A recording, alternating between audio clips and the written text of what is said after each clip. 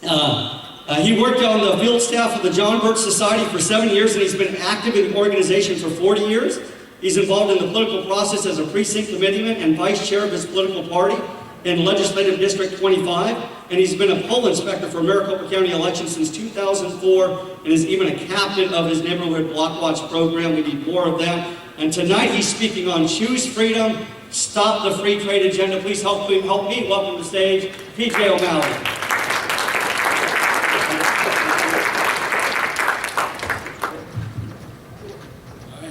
All right, you can hear me. All right, well, I want to thank you all for giving me this opportunity to talk to you, because the free trade agenda is probably one of the biggest threats to our individual freedom. It's the biggest threat we're facing as a nation. It threatens our individual liberties, it affects our sovereignty, your rights, your freedoms. It's even threatening to be passed here directly, that's Arkansas. It's ready to, very soon it's going to be acted upon by the Congress, probably this month or maybe next. So this is something that we all need to pay attention to. Just in the interest of time, I've written down some notes, so I'm just going to be talking from the notes so we can move this thing along. Okay.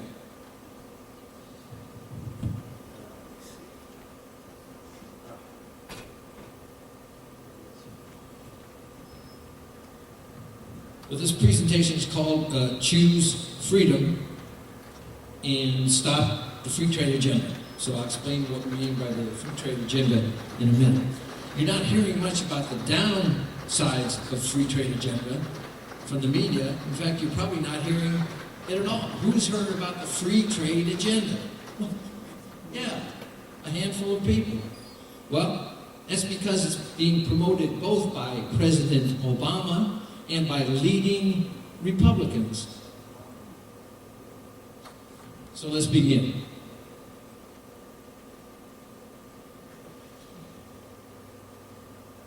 Okay. Have you ever voted for a politician you were sorry about it? Yeah. Well, the reason is because you were talking to a politician. That's why. There's another deceptive package being presented to the American people, and it's called free trade. What did the founding fathers say about free trade, which they called commerce? George Washington in 1796, he said, "'Tis our true policy to steer clear of permanent alliances with a portion of the foreign world."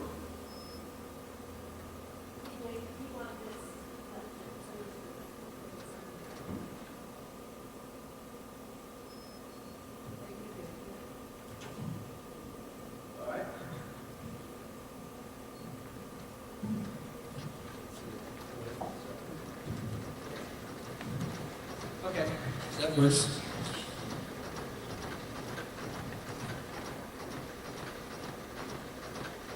George Washington in his farewell address, that's what he says in his farewell address. Thomas Jefferson in 1799 said, "Commerce with all nations, alliances with none, shall be our motto."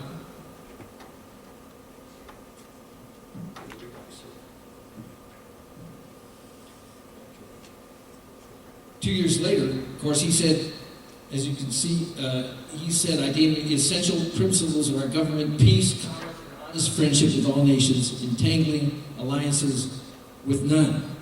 So, to summarize what the founding fathers thought, trade, good, entangling alliances, bad. In a minute, we'll show you how trade and entangling alliances have become a major problem for our nation in recent decades. As a brief review, let's take a look at the purpose of government, and it can be boiled down to maintaining our independence, protecting our God-given rights, which include, but are not limited to, life, liberty, and property. On the other hand, government was not established to regulate business, to form permanent alliances, to cancel or abrogate our Constitution. Friends, if you take away one nugget of information tonight, I hope it will be this. The Constitution granted to Congress the exclusive power to regulate commerce with foreign nations and among the several states. The Congress, which means that the Constitution did not grant any power to the President or the executive branch to regulate foreign commerce. Let me say that again. The Constitution did not grant to the executive branch or the President any power to regulate foreign commerce. So up until the 1930s, Congress regulated foreign trade. For a large part of our history, Congress regulated trade with a tariff. These tariffs were a main source of revenue for the federal government. With this slide, we're trying to show the gradual changes in the congressional trade legislation in the 20th century. As you can see, we've gone from acts, those are laws or bills, to agreements, and now to something called partnerships. Very few people have heard of partnerships, but that's what our government is now working on, partnerships with other nations.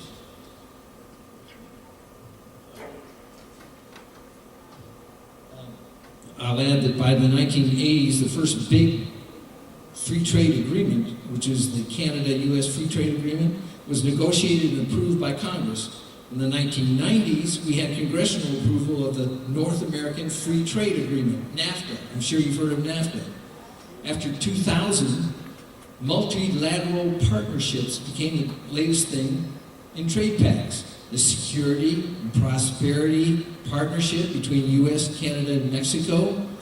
That was announced in March of 2005. You don't have to memorize all this. In 2013, the executive branch began negotiating the Trans-Pacific Partnership, which is a free, so-called free trade agreement with 11 other Pacific Rim nations, and the Transatlantic Trade Investment Partnership, which is a free trade agreement with the European Union. So let's review what this slide is showing us. First, we had acts or bills regarding tariffs. Then we had free trade agreements like NAFTA, and these were the beginning of foreign entanglements regarding trade. Then we're hearing about partnerships, as the slide indicates. Partnership normally indicates a legal relation between two or more persons contractually associated as joint principals in a business. But when we apply the word partnership here, you can see the heavy-handed government controlling it all. In other words, the government leaders who are using the partnership terminology are deliberately using foreign entanglements between nations to plan, manhandle, coerce the economic and political integration of nations involved in these trade agreements. So, what is free trade? International trade is free of such government interference as import quotas, export subsidies, and protective tariffs. That's what free trade is, or it ought to be.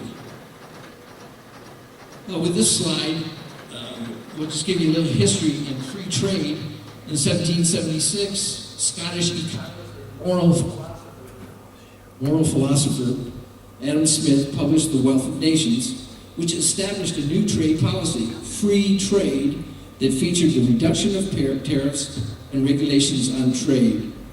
In this presentation, we are not criticizing classical free trade policy as established by Adam Smith.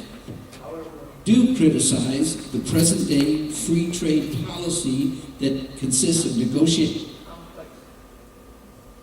complex trade agreements between two or more nations that reduce tariffs, but that also include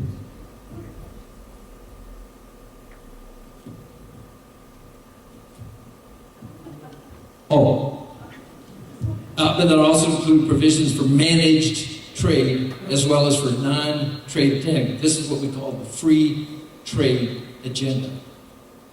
Well, managed trade is a deception. Let's move on to the example of free trade in Europe. It started off in 1950. Many European leaders, with the assistance of many American foreign policy establishment leaders, helped negotiate a series of free trade agreements among European nations. The first was called the European Coal and Steel Community, 1952. It was among 6 nations, and it included France, Germany. The next free trade agreement was the European Economic Community in 1957.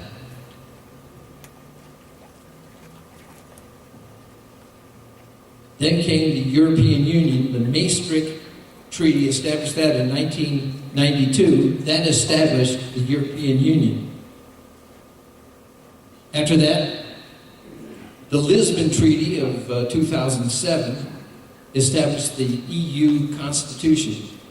It's sad to say, but the people of Europe were told that they would be able to vote on the European Constitution. Once the people of France and the Netherlands rejected the Constitution, no other country was allowed to vote, and the EU Constitution was ratified by treaty at Lisbon in 2007. In other words, the people of the member states of the EU lost the independence of their respective nations without a vote. And then, by 2013, the EU had 28 formerly independent nations, which are now known as member states. You don't go to France. France isn't a nation any longer. It's a member state of the European Union. These member states are virtually under the control of the European Commission, the European Central Bank, the European Parliament, the Court of Justice for the European Union. Every nation that has been added to the European Union has lost its independence without a vote of the people. This slide is too hard to see. It's kind of ineffective. I just want to show you how many agreements there were since 1951 to build the EU. But each step along the way was like a salami slice made to look harmless until the European socialists had accomplished their goal of a supranational government for Europe. But you might ask, how were the Europeans deceived into building the European Union? Bernard Connolly, a former EU official, said, "It has now become clear to us that what we thought was a common market is nothing more than a project to create a European federal superstate in which our sovereignty, Britain's national identity, would be extinguished." So Connolly is saying that the Europeans believed the formation of the European common market was the goal, when in actuality the Common Market Initiative was just a deceptive project to create a European federal superstate, which now we know as the European Union. Sorry. Well, for those who care to learn more, we have this book, The Great Deception, written by a couple of authors, Booker and North, and they said the EU is a slow-motion coup d'etat, the most spectacular coup d'etat in history. Well, the point to that is a coup d'etat is already being negotiated by the U.S. and European governments. It's called the Transatlantic Trade and Investment Partnership. And we'll get more of that pretty soon. So let's look at some transitions in American foreign policy that have made free trade agreements in the past few decades possible. Beginning in 1787, the Constitution gave Congress the power to regulate foreign trade. Then Congress began to delegate authority to the President in 1934. Then Congress cedes more trade policy to the President with fast-track authority in 1974. So this is what fast-track means. It's legislation that Congress gives the President authority to negotiate trade agreements. It requires Congress to vote completed agreements up or down within 60 days with no amendments or filibusters. Fast track in effect was in effect from 1974 to 94 and 2002 to 2007, and it's about to be voted on again under the label of Trade Promotion Authority. Okay. This is another graphic. It really doesn't, it's too detailed, but you want to ask what kind of progress has been made toward a North American Union itself? Well, presidential candidate Ronald Reagan kicked off things with his announcement of a strong support for a North American Accord, which with hindsight can be seen as the birth proposal for a North American Union. Under George H.W. Bush in 1989, we got the Canadian-U.S. Free Trade Agreement, our nation's first free trade agreement. Under Bill Clinton, in 94, we got the North American Free Trade Agreement, NAFTA. And then under George Bush, we got the Security and Prosperity Partnership between the U.S., Mexico, and Canada. This attempted to build a North American Union like the European Union on the foundation of the NAFTA agreement. In 2009, the Security and Prosperity Partnership was phased out, but its attempts to build a North American Union still continue under President Obama as part of the North American Leaders Summit. Okay. Here's another one of those. It's a timetable of a free trade agreement. It's difficult to see what we're saying here. Let's skip over that. But a gentleman named Robert Pastor, he is known as the father of the North American Union. We don't even have one yet, but he's the father of 5. He published an article in 2001 called The North American Idea, A Vision of a Continental Future, in which he specifically named the John Birch Society as among the leading groups that have been the most vocal, active, and intense in North American issues, and they were effective in inhibiting the Bush administration and deterring the Obama administration from any grand initiatives.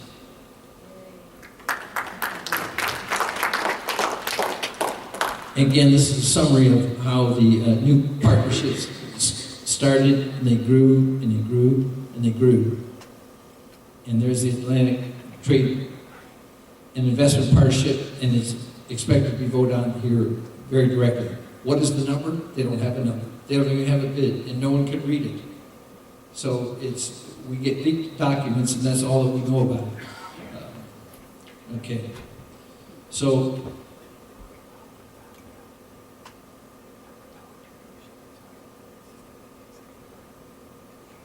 this is what the Trans-Pacific Partnership is. It's between 12 Pacific nations, et cetera, It's to integrate 21 nations of APEC, including China and Russia.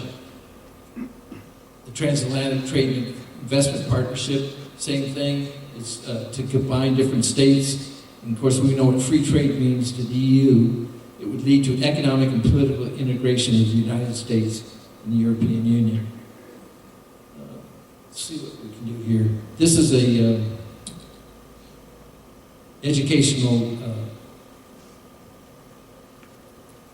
These are available in the back. We've got them on sale for $1, I think. And this is one of the best ways you can get more information about the subject. And these are some other educational materials. So we can stop the free trade agreement. We need to educate others. We need to provide leadership groups. We need to show this film, as many people as we can. If you need more information, we want you to go to jbs.org. They have a letter writing campaign that you can send letters to your senators, and you can edit those or write whatever you want. And there are other materials that are available there. We encourage you to get a hold of some materials we have in the back that show you what's happening and give you a better idea and tell you what you can do to help stop this thing. It's breathing down our necks, and we need all the help we can. Thank you.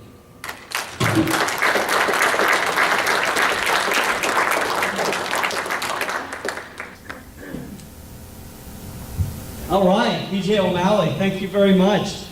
You know, is it okay for the Congress to give up their authority to another branch of government? No. Well, where in the Constitution does it say that they can't do that? What would you use as support to illustrate that Congress doesn't have the authority to do that? What would you look to? Three balances of power. Okay, the balances of power, the checks and balances, right? And what's in Article 1? What branch of government does Article 1 speak to? Legislative. Legislative branch. What branch of government does Article 2 speak to? Executive. Executive branch. And Article 3 speaks to? Judicial branch, right? And so, has anybody read, I'm wondering if anybody in D.C. has read Article 1, Section 1. That would be a kind of a good place to start. Yeah. Outside of the preamble, the first paragraph of the Constitution. It says some very, very important things. It says all legislative powers herein granted are what? Vested. Vested in who? Vested in Congress. Now, here's the interesting thing. Does it give Congress the power to delegate those authorities away to another branch of government? No. No. Okay? And by the way, it doesn't say some legislative powers are vested in the legislative branch. It doesn't say a few legislative powers are vested. It says all legislative powers. So when you start looking at some of the ins and outs of these free trade agreements, who has the power to negotiate foreign commerce? Who has that power? Congress does. Article 1, Section 8, Clause 3. Can Congress just willy-nilly vest that authority over to the President and say, hey, go ahead and negotiate those things? Right, we're giving you our authority. No, they're not permitted to do that. And so we have all of these people, or so many people in Washington, D.C. who don't get it. They don't understand. And if they do understand, they think that we're dumb enough to forget about those things come next election. Because what's going to happen in about another 6, 8, 12 months? Right? The 2016 election cycle is going to start. You're going to have individuals at all levels of government who are going to come in and tell you why they should be reelected or elected for the first time in office. Unless we start getting back to what it means to adhere to the rule of law, this same nasty cycle continues on. Individuals going out to Washington, D.C. and simply disregarding what the document says. It's not okay. It's not okay for those in Congress to simply give up something that they have no right to give up. Who are the bosses? Doesn't it really come down to this question, who's sovereign? Doesn't it, think about all the things out there that we're squabbling about. It really comes down to who's sovereign. If Congress is sovereign, okay, that's one thing. If the people are sovereign, it's a different story. So I think what we need to start doing is start acting like we're the sovereigns. Acting like we're the ones who have the authority. The Declaration of Independence says what? That those in government derive their power from the consent of the governed. We either believe that as a society or we don't. Right now we're behaving as though we don't believe it. Because we let these individuals at all levels of government do what it is that they do. And so it's time for us, and I really appreciate PJ O'Malley talking about some of these things because this is critical. It's not just a matter of, oh, it's no big deal because it's not, Congress can get, they can't. Once you allow the rule of law, for Congress to sidestep the rule of law, ultimately is when you will find yourself living under a tyrannical government. And when it's here, we don't have to imagine what it's like anymore. It's here.